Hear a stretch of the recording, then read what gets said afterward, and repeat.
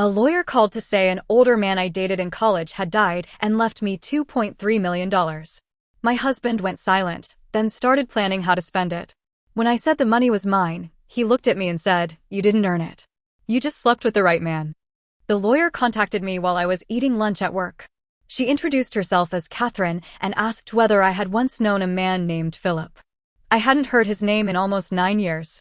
I assumed it was a scam. Catherine knew my full name, the college I had attended, and the address of the apartment where I lived during my junior year. I still refused to confirm anything, so she gave me the public number for her firm and told me to call through the main office. I searched her name online first. The firm was real. Her profile matched the state bar records.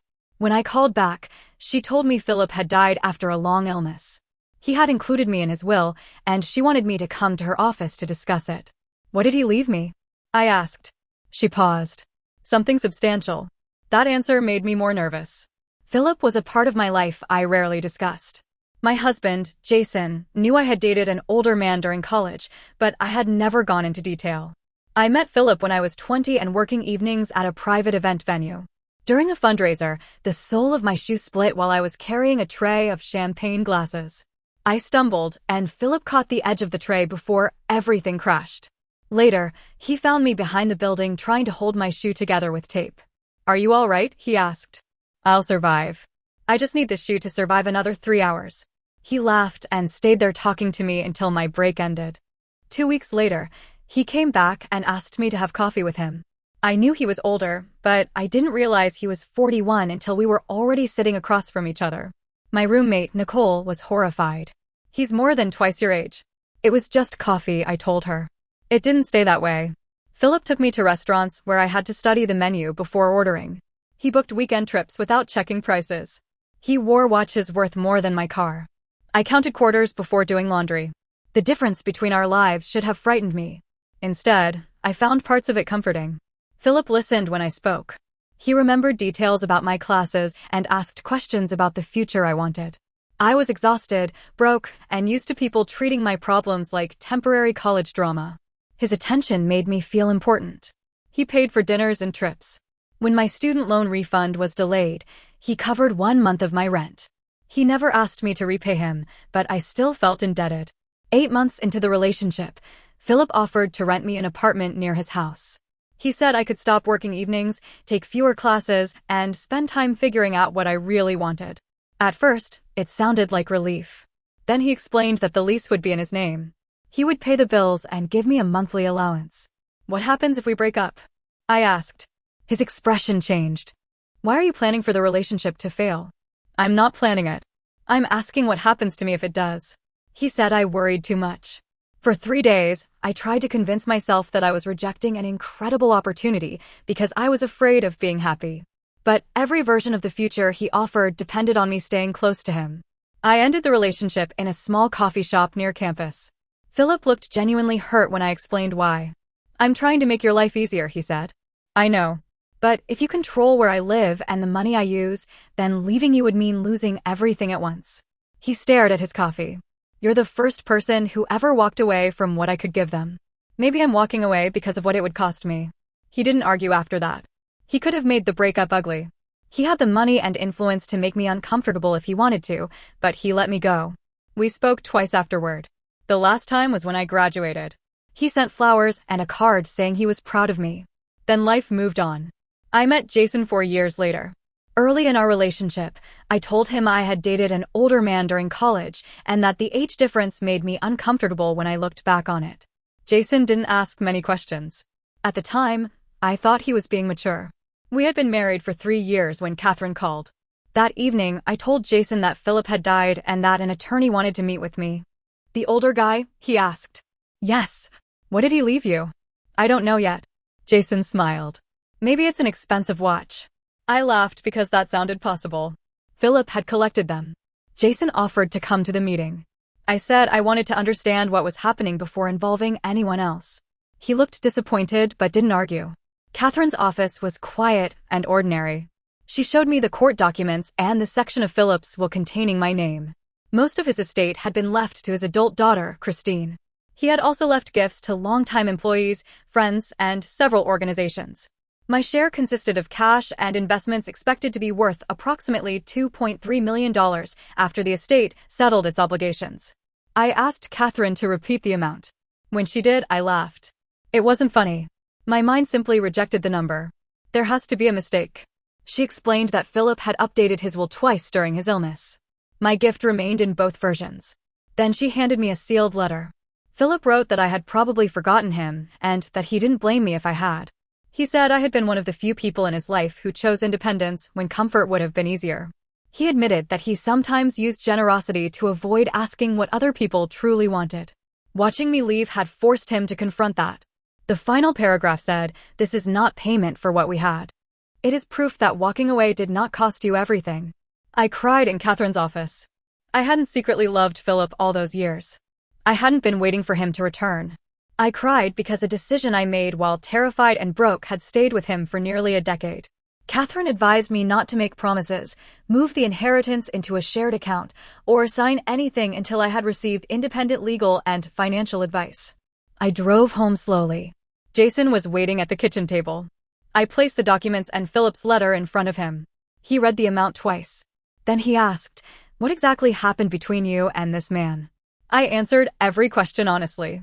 Yes, Philip and I had been intimate. Yes, he had paid for dinners and trips. Yes, he covered my rent once. No, he never paid my tuition. No, I had not spoken to him since graduation. No, I did not know he was sick. Jason leaned back. So a man you slept with almost 10 years ago left you millions of dollars. That's what the documents say. And you expect me to act normal? I don't expect anything tonight. I'm still trying to understand it. He pushed the letter away. For the next several days, Jason barely spoke to me. He wasn't openly cruel. He just became cold. He slept facing the opposite wall and answered questions with as few words as possible. I started feeling guilty even though I had done nothing. On the 5th day, his attitude changed. He texted me a listing for a 6-bedroom house with a pool and finished basement. I thought it was a joke. Then he sent another.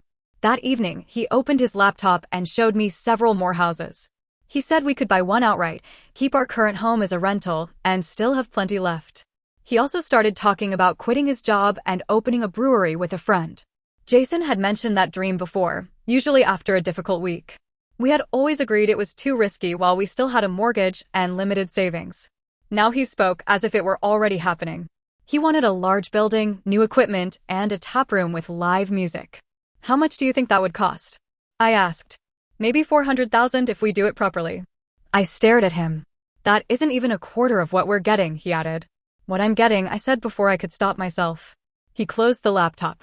We're married. I know. There isn't supposed to be your money and my money. That wasn't how we had handled our finances. We kept separate personal accounts and transferred equal amounts into a shared household account. When my grandmother left me $18,000, I used most of it toward the down payment on our house.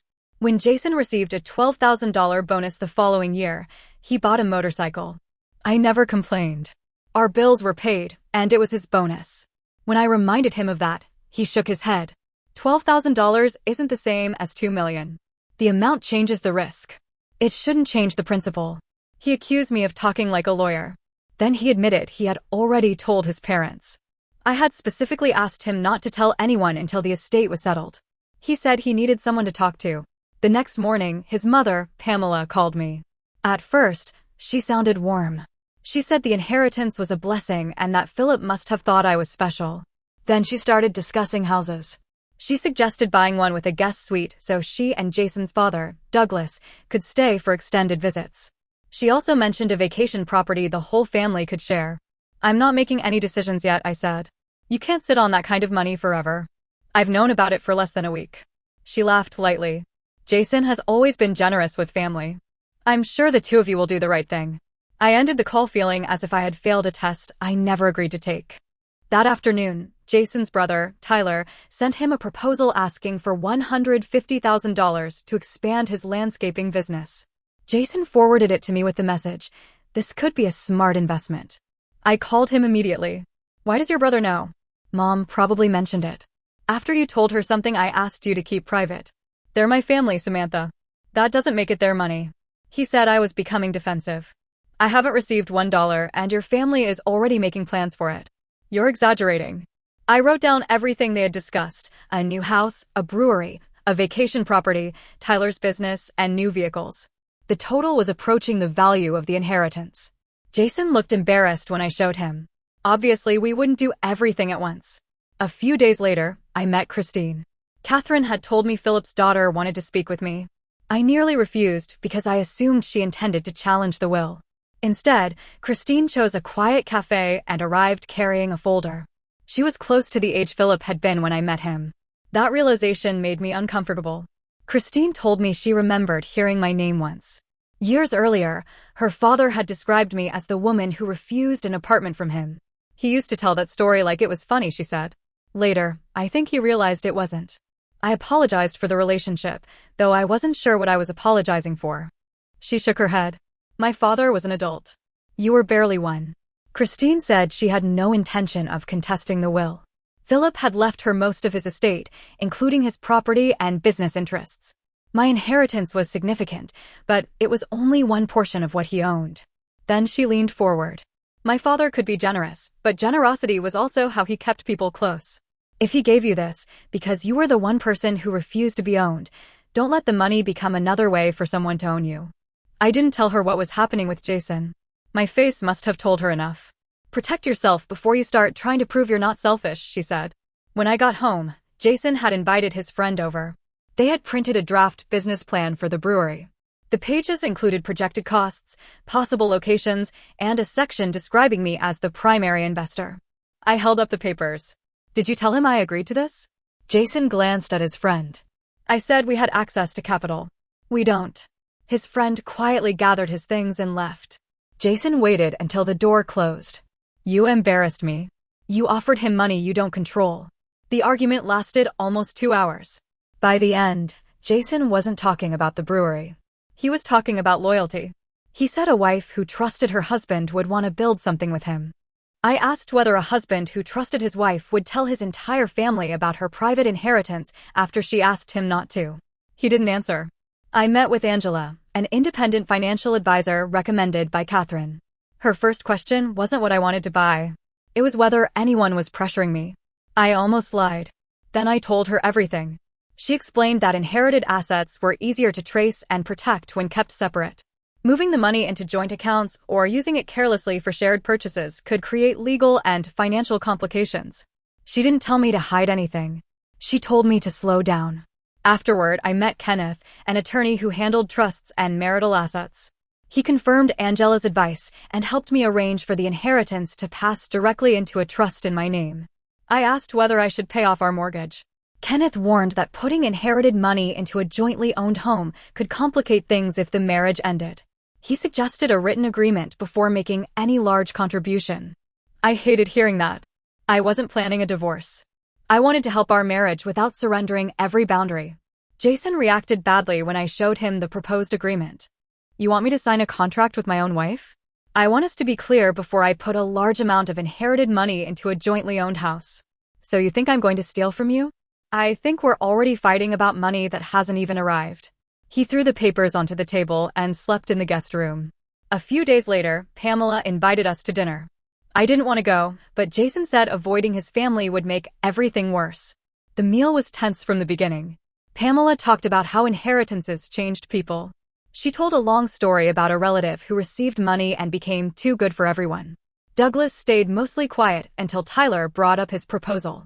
Tyler said he wasn't asking for charity. He wanted a formal investment and would repay me from future profits. I'm not investing, I said. You didn't even consider it? I read the proposal. Then what's the problem? I'm not interested. Pamela set down her fork. You could help him without affecting your life. Losing $150,000 would affect my life. Tyler frowned. You think my business is going to fail? I think every business carries risk. Jason stepped in and said I was treating his brother like a stranger asking for a handout. He asked me for $150,000 days after learning about the inheritance. What should that feel like? Family helps family, Pamela said. I looked around the table. Has anyone here asked how I'm handling Philip's death, the letter, or having my past discussed by everyone? Nobody answered. They had asked about houses, businesses, vehicles, and vacations. Nobody had asked whether I was okay. Jason drove home in silence. The moment we entered the house, he accused me of embarrassing him again. I'm tired of being blamed every time I refuse to spend money, I said. It's not about spending. It's about what the money means. What does it mean? It means we finally have a chance to do something bigger. We already had a life. A small one. That hurt. Our house wasn't impressive, but we had chosen it together. We had painted the rooms ourselves and saved for the furniture. The kitchen table still had scratches from the night we assembled it without reading the instructions. Until the inheritance, Jason had called that life ours. Now he spoke as if it were something he had been waiting to escape. Were you unhappy before? I asked. I was tired. I thought this meant I could finally breathe. I understand that. But you decided the money would rescue you before asking what it was doing to me. What is it doing to you besides making you rich? It's showing me how differently everyone sees me now. Maybe because you're acting differently. I told him I intended to accept the inheritance into the trust. I was willing to discuss shared goals later, after counseling and with legal protection. That wasn't enough. He wanted access to the accounts. He wanted his name connected to the trust. He said it would prove that I considered him an equal partner. Equality doesn't mean you automatically control half of everything that reaches me. He stepped back. Then he said, "You didn't earn it. You just slept with the right man." The room went silent. I walked toward the bedroom. Jason followed me, apologizing. He said he was angry and didn't mean it. I turned around. You do not get to shame me for how I received the money while demanding that I give it to you. I'm not demanding it. You planned a new house, a business, your brother's expansion, and your parents' retirement around it. I was excited. You were entitled. He said I was twisting everything. No. I'm finally hearing it clearly. Jason stayed at Tyler's apartment that night. The next morning, he returned with flowers. For a few minutes, he sounded like the man I married. He said the inheritance had overwhelmed him and made him feel as if Philip had entered our marriage from beyond the grave. I understood part of that. Jason was allowed to feel uncomfortable about where the money came from. He wasn't allowed to punish me for those feelings while claiming ownership of it. I told him we needed counseling before discussing the inheritance again. He agreed. Our counselor, Sharon, asked us to describe the problem without mentioning the amount. Jason said he felt excluded from a decision that would shape our future. I said I felt reduced to a bank account by the person who was supposed to know me best. Sharon asked Jason what he needed to feel secure. I need to know she isn't building an exit. Then she asked me. I need to know he would still want this marriage if the inheritance disappeared tomorrow. Jason became angry. That's insulting. Answer it anyway. He said of course he would still want me. Then he added, but pretending the money changes nothing is childish. I knew it changed things. I just hadn't expected it to change who was allowed to make decisions about my life.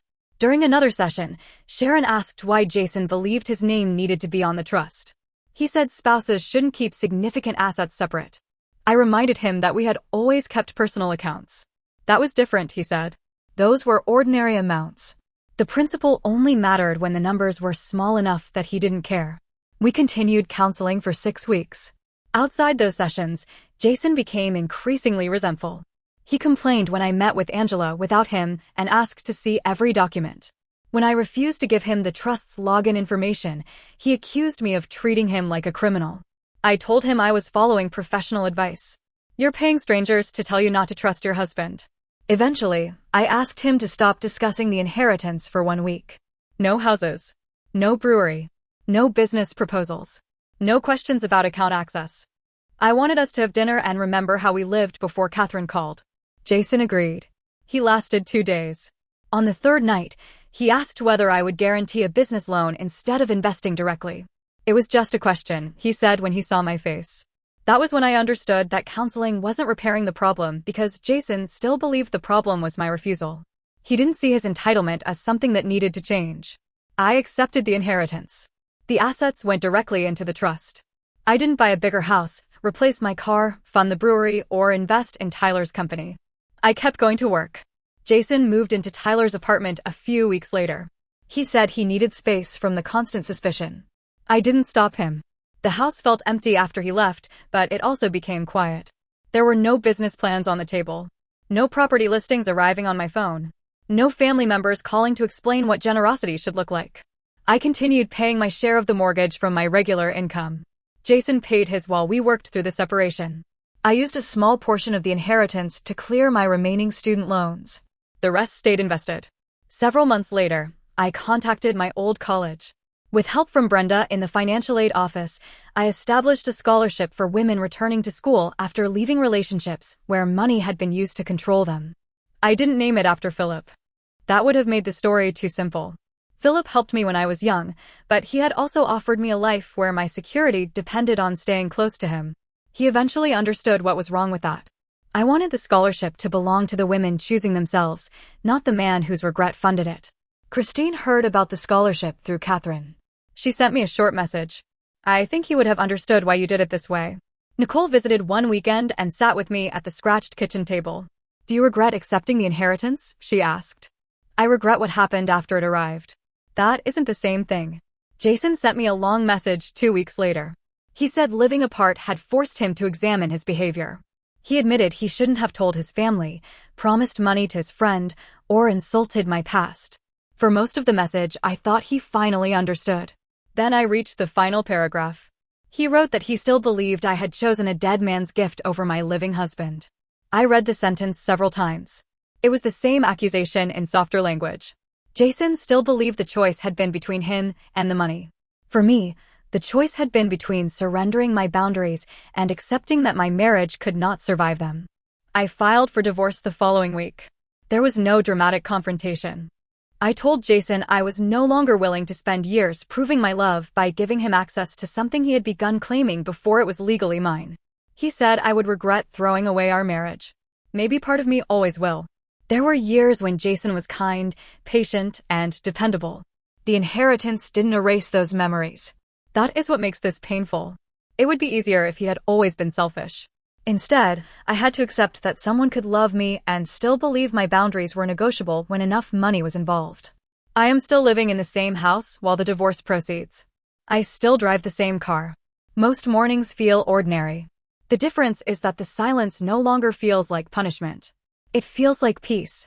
For years, I thought walking away from Philip was the hardest financial decision I would ever make. I was wrong.